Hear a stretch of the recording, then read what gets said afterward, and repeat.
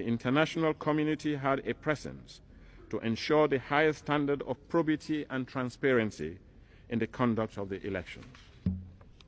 In January 1996, in the middle of the preparations for the elections, Brigadier Mada Bio forced Captain Valentine Strasser out of office as chairman of the MPRC and immediately launched a campaign to postpone the elections.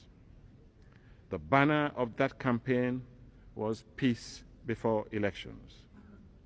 A national consultative conference comprising representatives of political parties, the army, the police, trade unions, women's organizations, the churches and mosques, and other organizations of civil society was convened in February 1996 to pronounce on the matter. I should add that in attendance were also representatives of the international community. The overwhelming majority of the delegates to the conference supported the holding of the elections. Incidentally, the Revolutionary United Front was invited to participate in the democratic process, clearly illustrating its attitude towards legitimate democratic principles and procedures. The RUF categorically refused to honor the said invitation. And so the elections were held on 26th to 27th of February 1996. There were observers from the Commonwealth, the Organization of African Unity, OAU, the African American Institute, the African American Labor Center, the Commonwealth Trade Union Council, and the World Council of Churches, all coordinated by no less a body than the United Nations itself.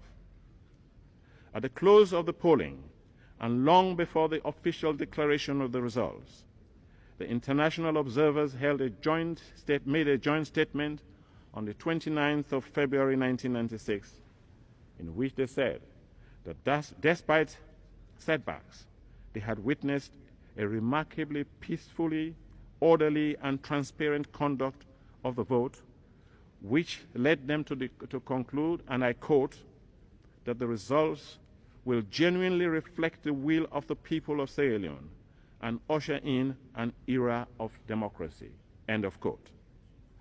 Mr. President, having failed to prevent the holding of the elections through political maneuvering, the anti-democratic forces within the army and their RUF allies launched a campaign of terror and intimidation in those parts of the countryside where the rebels had a presence to scare away people from voting. Many innocent men and women had their hands cut off. Some were branded with hot iron, and many more were mutilated in ways that I cannot describe in public. But no intimidation could overcome the determination of the people to put an end to military rule and all its associated abuses. Mr. President, the elections which brought my government into office were more than an electoral exercise to replace one government with another. They were no less an opportunity, indeed a historic opportunity, for the people of Sierra Leone to put an end to nearly 30 years of undemocratic rule, the last 4 of which were an outright military dictatorship. Mr. President, in retrospect, the victories of the people, first against the political sleight of hand to stop the elections, and then the campaign of terror and intimidation to scare away the voters from the polling booths, seem to have left the reactionary forces in our country with only one remaining avenue to their objective: the unconstitutional overthrow of any civil government. And that was precisely what happened on the 25th of May. The people of Sierra Leone have responded to the coup in a manner which is unique in the history of Africa.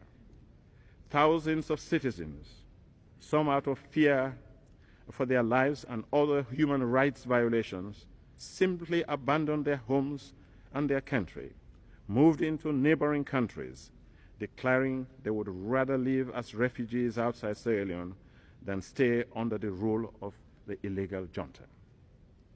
Those who stayed behind have refused to go to work and in various ways refused to cooperate with the junta. This is the manifestation of the determination of Sierra Leoneans never to surrender their hard-won democracy. The struggle underway in my country is between the unarmed millions defending the cause of democracy and the armed reactionary clique of mutinous soldiers and their RUF cohorts.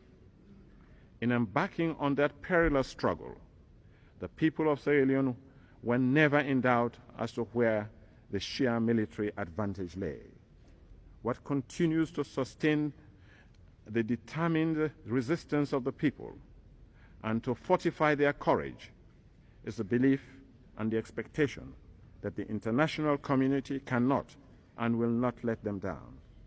Indeed, the belief that whatever hardship they are facing at the moment, right will ultimately triumph over might. Mr. President, no one has seen the reign of terror unleashed by the regime on the defenseless citizenry or witnessed the daily looting, rape, and other brutalities which have now become a way of life in Sierra Leone and can mistake this for peace. There is no peace in Sierra Leone. What is happening is that the horror which the RUF had inflicted on the rural communities, the killings, the amputation of limbs, the looting, the arbitrary and illegal seizure of private property of all kinds, and many other crimes have now been generalized to encompass the urban centers as well. To further compound their assault on innocent civilians, the illegal junta has finally resorted to the laying of anti-personnel landmines throughout the country and within the capital city itself.